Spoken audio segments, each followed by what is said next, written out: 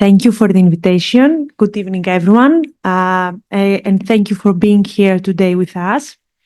When we received the invitation, I was very anxious about my presentation because I'm not a doctor, and I suppose the majority of you are pediatricians and doctors. And say, so what I'm going to say to these people? But I have something to say to you. I have my field experience, and I think that this is very crucial and very important for all of us. But before the presentation of my field experience through case studies, because I love case studies, they show the reality. I'm gonna say to you a few things about our program. As they have said, I am coordinator of the Mobile Child Protection Unit. It's a sub-program of a bigger program, Child Protection Unit. And there are two sub-programs, Infodesk and Mobile Unit. It would be very useful for everyone to know what these programs are, because if you identify an unaccompanied minor, you would know what to do and how to help the child. So, Infodesk, our team is staffed by lawyers, case workers, and cultural mediators. Infodesk operates from Monday to Friday, 10 in the morning till 8 in the night. And the main goal is the protection and immediate support of unaccompanied minors living in precarious living conditions or that they are totally homeless. And let's see what my team does. Mobile unit. Our team is staffed by drivers, case workers, and cultural mediators. We operate from 8 o'clock in the morning to 11 o'clock in the night and Saturdays. And our goal is to identify and immediately transfer unaccompanied minors to safe environments. So you can imagine a van with driver, caseworker, and cultural mediators that identified on-site vulnerable children and transfer them to safe environment. In fact, to shelters. So because throughout my presentation, you're going to see the term unaccompanied minor or UAM. I'm going to tell a little bit about this term. A minor arriving in Greece without a person exercising parental responsibility or custody under Greek law, or without an adult relative effectively caring for them, falls under the category of unaccompanied minor. This includes minors who become unaccompanied after entering Greece. Of course, our team does street work 3 to 5 days per week in an attempt to identify even the most vulnerable children. You can imagine that there are small children that in a foreign country, they have no idea where to seek for help or who to ask for help. Or there are children that they're exploited or they are being abused and that are afraid to seek for help. So we have to go to them. During street work, the team informs unaccompanied minors, adult compatriots, and shops. It's very important, all of us, to know what to do when we find a child in front of us, an unaccompanied minor. Of course, we inform about the operation of national emergency response mechanism, as well about their rights in Greece. Here you can see our goal. Identification of unaccompanied minors living in precarious living conditions or who are totally homeless. When we say in precarious living conditions, we have to make an explanation. We say about children that are living in apartments with 20 foreign adults, compatriots. This is a precarious living condition, or totally homeless. Assessment of the needs, risk, and best interests of each child as quick as possible, and in cooperation with NERM, seek the best possible solution. Referral to suitable accommodation structures, accompaniment as soon as possible to emergency and long-term facilities, support in identification procedures at police departments, and support during age assessment procedures. You can see there is emergency and long-term facilities. Children, unaccompanied minors, when they arrive in Greece, at first they are living in emergency facilities approximately for 20 days, and then they are transferred to long-term facilities where they can live till they turn 18. Here you can see in detail Infodesk operations. And of course, Here you can see mobile units operations. I would like to explain a little bit about registration identification procedure at police department because it's a procedure. I'm sorry. It's a procedure that every unaccompanied minor over 14 years old must give fingerprints, and these fingerprints are uploaded to various databases like Eurodac, criminal record database, and it's very important because after this procedure, an administrative file and decision is issued, and is the first document this child receives, and is protected from police arrest and deportation. Milestones of 2024, January to April, referrals and tracings of 839 unaccompanied minors, and mobile unit has escorted 1,365 children. 396 of them were survivors of shipwrecks. Among them, there were the survivors of Pylos shipwreck. So, but how the journey jeopardized the rights and health of children? As doctors, you know better than us the causes and the treatments of the diseases, but many times you don't know the real stories behind these diseases. That's why I would like to start with the words of a 16-year-old unaccompanied minor from Egypt.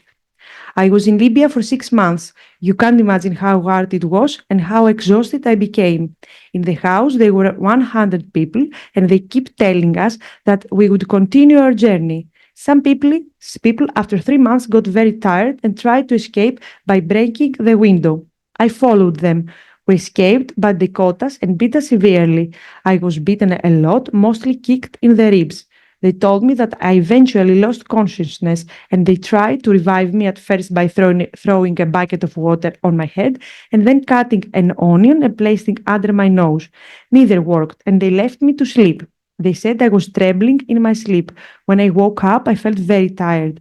As punishment, they kept us for 7 days in the prison, when we were isolated from the others. We spent 7 days without food and only a cupful of water each day. I couldn't take it anymore and asked my parents to send money so they could buy me some food, but they stole it from me, and again, I only got a little food. After 1 week, the food we received was 3 slices of bread and 1 can of cheese, which we shared among ourselves. After 4 months, I begged the trafficker to let me return to Egypt along with some other kids. I told him to keep 40,000 pounds and then 150 pounds to me.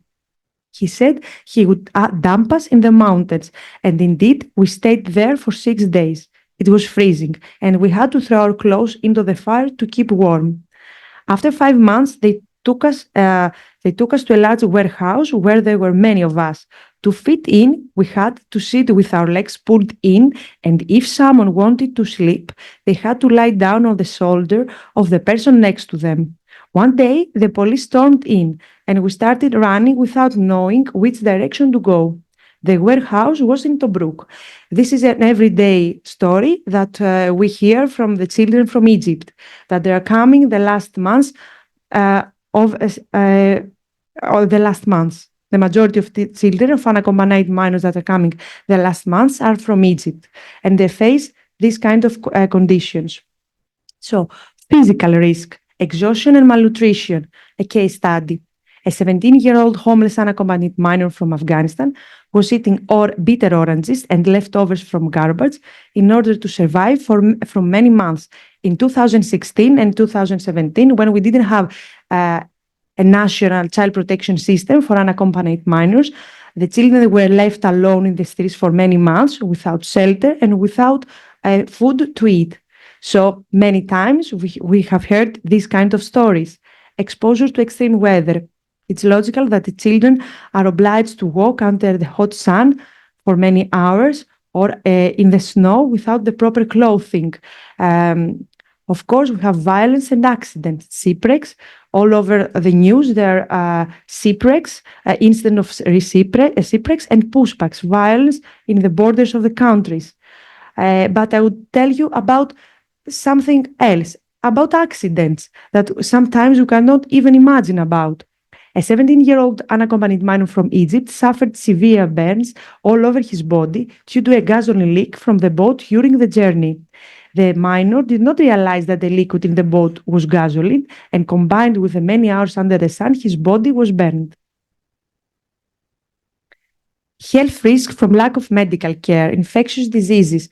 In the first case study with the overcrowded warehouse in Tobruk, we've heard some things. So many children are suffering from staphylococcus and scabies due to the condition of the journey, such as overcrowded warehouses and poor hygiene. Of course, we have untreated pre-existing conditions. Many children suffer from mental disorders that go untreated because they are undiagnosed. Minors cannot even comprehend the terms psychiatrist, psychologist, or even more the usefulness of mental health service. We have many children that suffer from PTSD, and at first they are refusing to go to see a psychiatrist and psychologist because they don't think they're going to be helped. Children are suffering from various health problems of which they are unaware as they have no access to medical care. Notably, many of them have never seen a doctor in person. I would give you an example. Many children from Afghanistan that they are living in villages in Hazarajat, they have never lived their village because of the fear of Taliban. There are a lot of blockades towards city, so they don't even possess a birth certificate. So it's logical that they don't even see a doctor in their lives till they reach Europe. Mental health issues.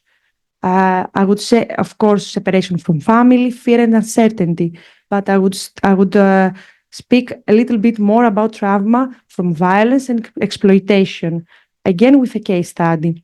A 17-year-old unaccompanied minor from Syria left his home to attend school, and when he returned, he found his house had been bombed and his parents and six siblings were dead.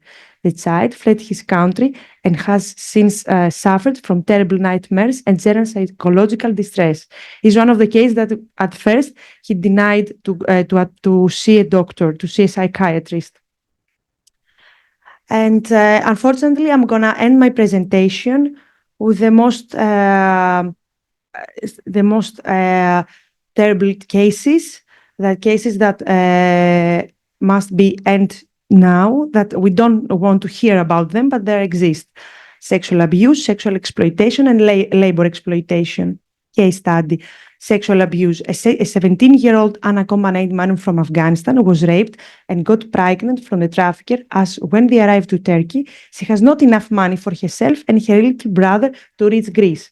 I was the lawyer of the family, and the little brother did not learn about the raping until he reached to Sweden to his sister, when he found out that his sister gave birth to a little baby that was a product of rape. Sexual exploitation and survival sex. We used to hear this story the previous years, 2015 to 2017, when the children remained at the streets for many months without any support system. So a 17-year-old homeless unaccompanied man from Iran was exchanging sexual services for basic needs such as food, shelter, and clothing. The child was sleeping many months in squares and parks in the center of Athens and was eating from the garbage till he forced to sell himself. This kind of stories made me very proud that I work for Network for Children's Rights, that I'm coordinator of the mobile unit right now, because when we identify a child, we transfer it the same day to a safe environment. So the child is not obliged to suffer all these things, or he is safe from the very first moment and not exposed to criminal networks. And last but not least, labor exploitation. A 16-year-old unaccompanied man from Pakistan was kept captive in a rural area of Peloponnese, working in the fields for 10 hours a day, unpaid and under poor living conditions in order to repay his debt.